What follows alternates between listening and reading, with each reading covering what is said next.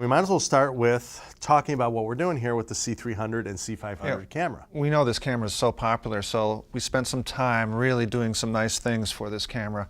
And it starts with really what's in your hand here. That's sort of the foundation of the things we've done lately for this camera. We're calling this the C300-500 helmet. We've actually removed these two film plane marker screws, and by putting in our two screws and then a screw on the top, which actually mounts to the frame of the camera, you have this helmet that has all kinds of mounting holes on it for mounting different types of things. So once you put this helmet on, you can basically leave it there for life. Right. It comes two different ways. One is with this handle, which will have a 3/8/16 on the top and the face, which you can put a 1/4-20 collet in either, and you'll be able to have 1/4-20s or 3/8/16. If you want to screw things to your handle, to the front of the handle, right. Or it can come with this crazy new handle. We purposely left the parts unanodized on the rig while we're on set here because it makes it easier to see. It's not going to be silver like this. It's going to be all black like this. Now that you put the helmet on here, you kind of lose the ability to ever use the Canon handle. And it's kind of good because, you know, the camera's nice, but the handle sucks. Well, especially when you weight it down, it started to get a little creaky. Even when I was a Canon, they were like, oh yeah, that's nice. And it's just too wobbly. You know, part of the perception of this camera to me, you know, is that it's a little plasticky. And it doesn't have the it's light, I love that. And that's all fine when you're using it by itself, but the minute you start to load it up, it needs a little help. Right, so the moment you put this handle on that camera with the helmet, it becomes rock solid. Now you're dealing with the magnesium body, which is great, and none of the plasticky parts. This exoskeleton is bolted to that frame. Exactly. And it's not huge. I mean, it's not a cage, you know. It has cage-ness to it. Yeah, I mean, you can put it in the case. It doesn't take up any more space than the camera would before. No, and it's actually much quicker to get our handle off than it is to get theirs off. Obviously, the bottom of our handle slides on via our Z-rail or any other rail that you can buy. The NATO standard. Yes.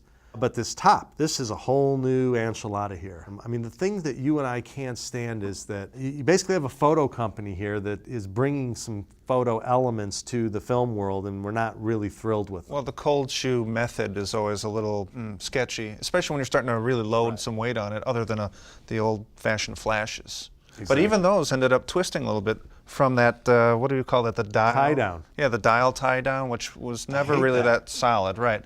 So instead, we're clamping the male portion of the cold shoe, if you want to call it that, which is on the C300 monitor. And when you crank on this, that thing can't move. So it's a new kind of way of mounting cold shoes, because that tie down thing was ridiculous. First off, every time you get in there, you can barely get it down, and then sometimes it locks and you can't undo it. You know, and you almost have to go to a channel lock wrench to get it out of there. It also maintains the NATO standard as well.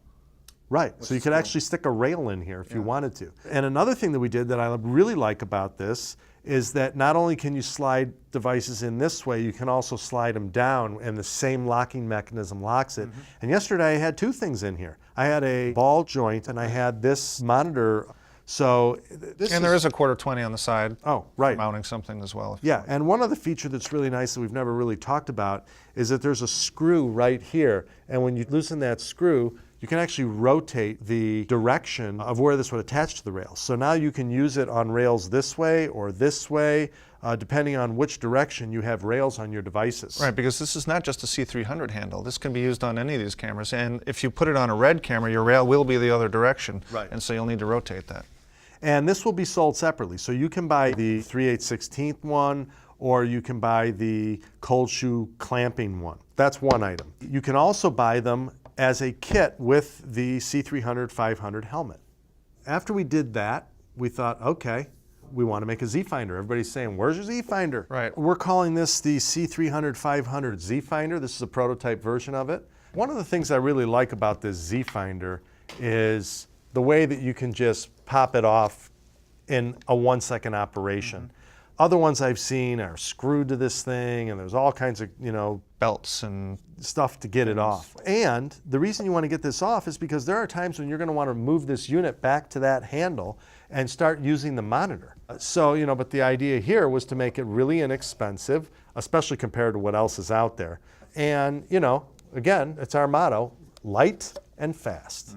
It's going to be available within 30 days. And you can buy this separately if you pre-order want, but yeah, and pre-order it. But some people never use this monitor, you know, maybe a handheld, they use it on top. So you can buy this by itself. And it's extremely light.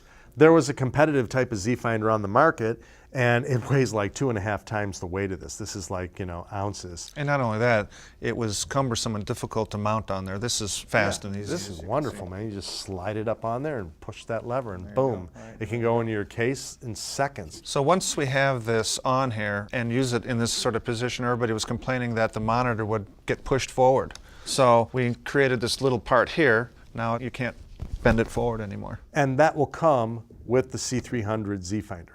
So it's the new type. When you take the eye cup off, it has these 3 screws. You pop them out, and you can change out various diopters that come with it and are included with it. Right. If this range is not enough, you can use those. But it has a built-in diopter to it. Yeah. Well, and you can fine tune. I mean, some people who have, you know, whose eyes are really whacked out there, Right. you'll want to put in like a number 2 glass diopter, and then you'll have this range, and you can fine tune it exactly where you want.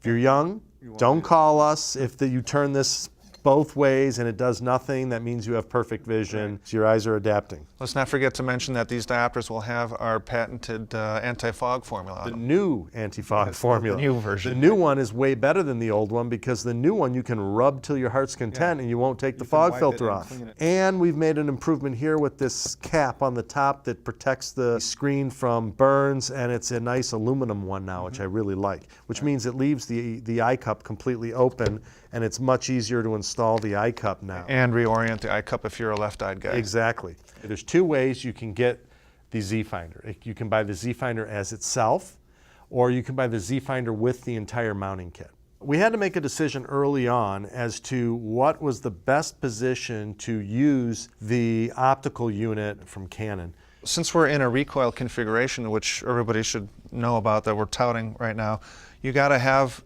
either an EVF or Canon's monitor used as an EVF forward, all right, because the camera's now on your shoulder. In order to do that properly, we need to make some bracketry to hold it out in the right position. Just putting a finder on their monitor without, you know, and using Canon's handle, it will not be in the right position for your head to operate. No, and I've seen some of those at trade shows where, first off, it wouldn't fit with this lens. But with some of the photo lenses, I've seen people doing it, their face is kind of smashed into the side of the camera. Right, there's no range of movement to place their monitor converted into a viewfinder in the right position. Many people are using these things in all kinds of, you know, because this thing twists in a million different configurations. But we decided on this configuration mainly because if you look here, you can see XLRs coming out here. It creates a nice L here so that your lens will fit there, and it gives you a lot of open space in here. Some of these other configurations I've seen, the XLRs are hitting the lens or pointing up, or this particular hump right here is sitting on the lens. Yeah. And the other issue is that you can at least get your hands on the audio buttons when this little door's open here, and you can adjust the wheels. You can't see them, but you can see it in the viewfinder. Some of the other positions, that was closed or that was upside down. So in order to give it the proper range to work with not only like these compact cine lenses, but other prime lenses and the different size lenses. Even a photo lens. Yeah, even a photo lens. We needed to create this bracketry that not only pushes it out so your head is not smashed against the camera, but also fore and aft movement so that you can get it just to the right position for a good balance on your shoulder. Well, this is going to give you full 360-degree movement. Now, you're going to be able to go forward, back, up, down, pivot. And what's great is here, if you want to take it off, boom, and you're in your case. And these rails can be any length you want. You know, this comes with a 3-inch rail, but you can actually take this 3-inch rail and move it more forward depending on which screws you use here. And we have a 5-inch rail, and if you already have NATO type rails, they should be able to screw under here as well. Right. You can then remove this with one lever there and then immediately put it on here, and it's sort of back how Canon designed the camera. Or this handle flips around and goes more forward depending on where the actual balance point of the camera is. And to make all this work, you buy the helmet kit that includes the handle and then the bracketry and the Z-Finder together. 2 other things just to note. One is that we're going to have a little teeny part that goes on this shoe right here, a very inexpensive part that gives you a female shoe up top here so that you can mount stuff up here if you want.